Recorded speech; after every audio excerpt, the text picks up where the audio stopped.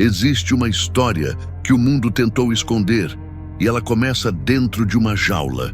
Uma mulher levada da África para a Europa foi exibida como curiosidade, estudada como objeto e esquecida como pessoa. Hoje, você vai conhecer a trajetória de alguém que teve o corpo transformado em prova e o silêncio em sentença. Mas o que fizeram com ela ultrapassa qualquer limite da crueldade humana.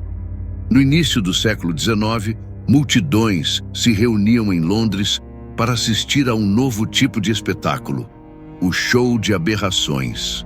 Animais exóticos, pessoas com doenças raras, qualquer coisa que despertasse espanto.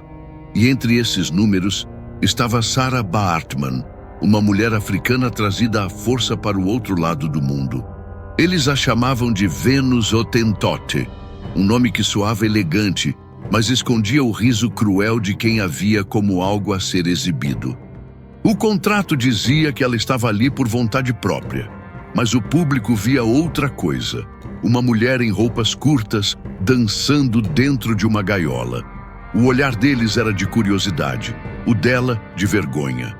Sarah era apresentada como uma maravilha da natureza, por causa das formas do seu corpo, com nádegas grandes e traços que, na Europa, eram vistos como aberração.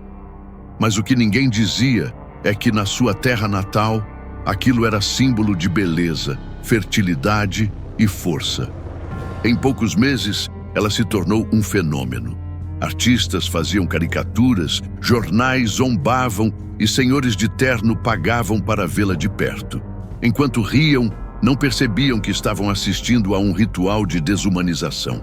E quando começaram a questionar se aquele show não passava dos limites, era tarde demais. O lucro já falava mais alto do que a consciência. A justiça britânica chegou a investigar. Havia quem dissesse que ela era escravizada, outros afirmavam que era apenas funcionária.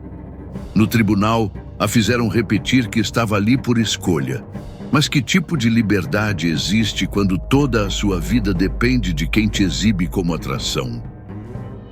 Sarah saiu da sala de audiência livre, mas livre para continuar presa no mesmo palco. Quando a Inglaterra perdeu o interesse, ela foi vendida para um empresário francês. Em Paris, o tratamento ficou ainda pior. Foi exibida junto a animais, obrigada a se curvar e posar como se fosse uma criatura exótica. Foi ali que começou o fascínio científico por seu corpo.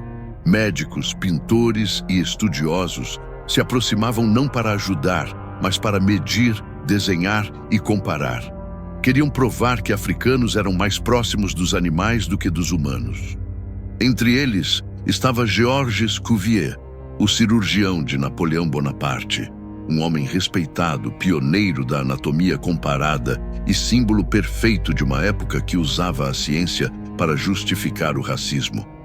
Cuvier analisou cada traço de Sarah como se fosse uma espécie rara, e mesmo depois que ela morreu, ele não parou.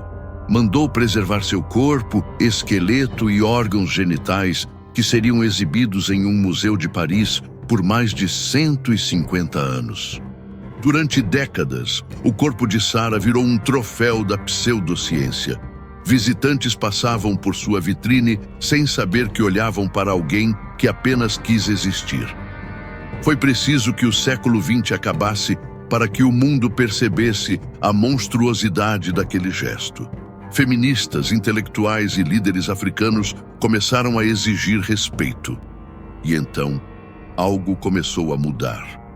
Em 1994, Nelson Mandela, recém-eleito presidente da África do Sul, fez um pedido formal à França que os restos mortais de Sarah voltassem para casa.